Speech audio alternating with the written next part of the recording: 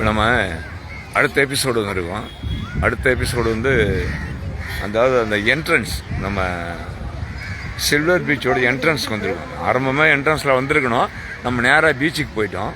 இப்போ என்ட்ரன்ஸுக்கு வந்துருக்குறோம். என்ட்ரன்ஸ் அது ஒரு எபிசோட் நம்ம பார்த்துருவோம். இப்போ அதான் டைம் ஆக ஆக மக்கள் வந்துக்கினே இருப்பாங்க போல இருக்கு. அது எப்படியும் 10 மணி வரைக்கும் இருக்கும் போல இருக்கு மக்கள்.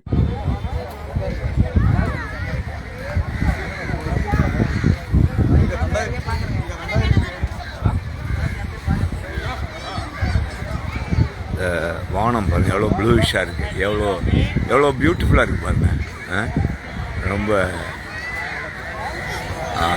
பாருங்க எவ்வளோ அழகாக இருக்குது பாருங்க. அப்படியே வானத்துடைய இயற்கையான கலரை பாருங்க, எவ்வளோ பியூட்டிஃபுல்லாக இருக்குது பாருங்க. ஒரு ரவுண்ட் ஷாட். அடுத்து அப்படியே நம்ம போவோம்.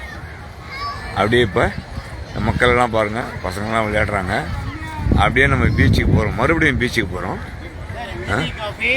இங்கே ஒருத்தர் டீ காஃபி தின்றுருக்காரு. எல்லாம் நம்ம மக்களை நம்பி தான் இருக்காங்க எல்லாருமே. அவங்களுக்கு ஏதாவது ஒரு தொழில் இருக்கணும் இல்லையா?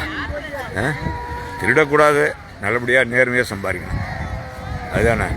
அதான் ஃபேக்ட்டு. பாருங்க ரொம்ப சீக்கிரம் வந்துட்டு சீக்கிரமாக போகிறாங்க. சில பேர் இப்போ தான் வராங்க.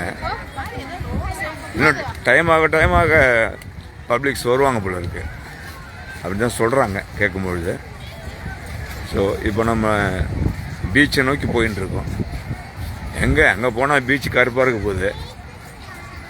பட் லைட்டிங்ஸ்லாம் கொஞ்சம் கம்மியாக இருக்குது. லைட்டிங்ஸ்லாம் இன்னும் கொஞ்சம் லைட்டிங்ஸ்லாம் பண்ணால் இன்னும் ஸோ பியூட்டியாக இருக்கும். ஸோ இருட்டாக இருக்குது. இப்போ இருட்டாக இருக்கிறது கூட ஒரு கலை தானே, அதையும் நம்ம ரசிக்கிறது.